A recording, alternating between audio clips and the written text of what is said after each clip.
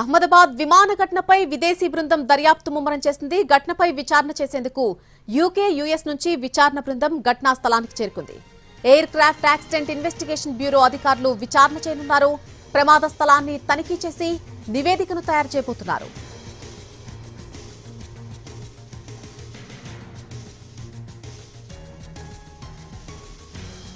అహ్మదాబాద్ విమాన ఘటనపై విదేశీ బృందం దర్యాప్తు ముమ్మరం చేసింది. ఘటనపై విచారణ చేసేందుకు యూకే అలాగే యూఎస్ నుంచి విచారణ బృందం ఘటనా స్థలానికి చేరుకుంది. ఇదే అంశానికి సంబంధించి పూర్తి అప్డేట్ మా ప్రతినిధి రాజు అందిస్తారు లైవ్ లో. రాజు,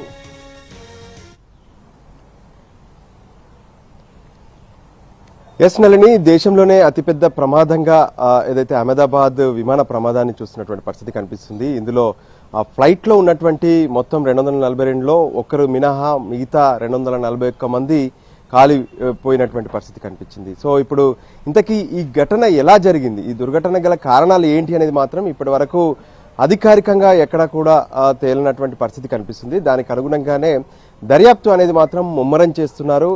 ఇందులో భాగంగా మొదట ఏదైతే చివరి నిమిషంలో ఏ విధంగానైతే ఏటీసీకి అటు పైలట్ ఇచ్చినటువంటి సమాచారం మేడే పవర్ లేదు, ఇక అత్యవసర పరిస్థితిలో ఉన్నామనే విషయాన్ని మాత్రమే రికార్డ్ చేశారు. మరోవైపు కాక్పిట్ లో ఉన్నటువంటి సమాచారం అంటే ఏ విధంగానైతే బ్లాక్ బాక్స్ ద్వారా ఇంతకీ చివరగా ఏం జరిగింది, అంతేకాదు ఫ్లైట్ కి సంబంధించినటువంటి టెక్నికల్ ఇష్యూస్ ఏంటి అనే దాని మీద కూడా ప్రత్యేకంగా బ్లాక్ బాక్స్ ను పూర్తిగా కూడా స్టడీ చేస్తున్నటువంటి పరిస్థితి కనిపిస్తుంది. ఇక మరోపక్క యూకే, యుఎస్ ల నుంచి కూడా ఇన్వెస్టిగేషన్ టీమ్స్ కొద్దిసేపటి క్రితమే స్పాట్ కు చేరుకున్నాయి. ప్రధానంగా ఈ విమానం టేకప్ అవుతున్నటువంటి క్రమంలో ఎందుకు క్రాష్ అయింది అనే దాని మీద వాళ్ళు ఫోకస్ పెట్టారు. మరోపక్క బోయింగ్ సంబంధించినటువంటి టీం కూడా చేరుకున్నారు. వాళ్ళు సైతం ఇంతకీ ఇందులో వచ్చినటువంటి టెక్నికల్ ఇష్యూస్ ఏంటి అనే దానిపైన వాళ్ళు ఫోకస్ పెట్టినటువంటి పరిస్థితి కనిపిస్తుంది. మరోవైపు ఏదైతే ఎయిర్ క్రాఫ్ట్ యాక్సిడెంట్ ఇన్ఫర్మేషన్ బ్యూరోకి సంబంధించి కూడా వాళ్ళు అటు రంగంలోకి దిగారు. మిగతా ఎన్ఐఏతో పాటు డీజీసీఏ సైతం దీన్ని ఎప్పటికప్పుడు పర్యవేక్షిస్తున్నటువంటి పరిస్థితి కనిపిస్తుంది. అంటే బోయింగ్ విమానం 787 ఎందుకు క్రాష్ అయింది, ఇందులో ఉన్నటువంటి కారణాలు ఏంటి, అంటే అప్పటి వరకు టేకప్ అవుతున్నటువంటి క్రమంలో మొదట జరిగేటటువంటి తనిఖీలు రెగ్యులర్ గా ఉంటాయి. అవన్నీ జరిగిన తర్వాత ఎందుకు ఈ క్రాష్ అయింది, అంతేకాదు ఒక ఇంజన్ ఫెయిల్ అయితే ఖచ్చితంగా మరో ఇంజన్ టేకప్ చేసేందుకు ఖచ్చితంగా అనుకూలంగా వెంటనే స్టార్ట్ అవుతుంది. కానీ అటువంటివి ఎందుకు జరగలేదు, ఇక్కడ ప్రధాన కారణాలు ఏంటి అనేది మాత్రం ఇప్పటి వరకు ప్రతి ఒక్కరిని తొలుస్తున్నటువంటి సందేహాలుగా కనిపిస్తున్నాయి. సో ఎన్నో టెక్నికల్ గా ఎంతో మంది ఎన్నో రకాలుగా చెప్తున్నప్పటికీ కూడా వాస్తవం ఏంటి అనేది మాత్రం ఇప్పటి వరకు తెలియడం లేదు.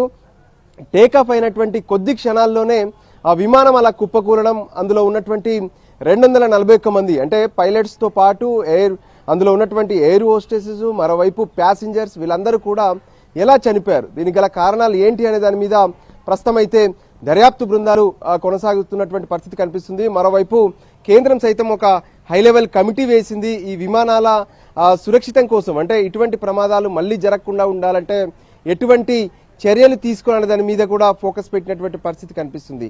సో దానికి అనుగుణంగానే బ్లాక్ బాక్స్ ను కనుక స్టడీ చేసి అందులో ఉన్నటువంటి సమాచారాన్ని మొత్తం కూడా డీకోడ్ చేస్తే మరింత సమాచారం తెలుస్తుందని చెప్పి భావిస్తున్నారు.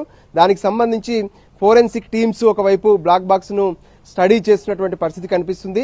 మరోవైపు బోయింగ్ సంబంధించినటువంటి టీం కూడా, అంటే వాళ్ళు తయారు చేస్తున్నటువంటి విమానాల్లో ఇప్పటి వరకు ఎటువంటి టెక్నికల్ ఇష్యూస్ లేవని చెప్తున్నప్పటికీ ఇంతకీ ఈ విమానంలో ఎక్కడ ఇష్యూ వచ్చింది, కారణాలు ఏంటి, అది మానవ తప్పిదమా లేదంటే టెక్నికల్ ఇష్యూనా, వీటన్నిటిని కూడా బేరీజు వేసేందుకు ప్రయత్నాలు కొనసాగుతున్నాయి. అందులో భాగంగానే ఘటనా స్థలంలో ప్రస్తుతం విమాన శకటాలతో పాటు అక్కడ ఉన్నటువంటి పరిస్థితులను మొత్తం కూడా స్టడీ చేస్తున్నటువంటి పరిస్థితి కనిపిస్తుంది.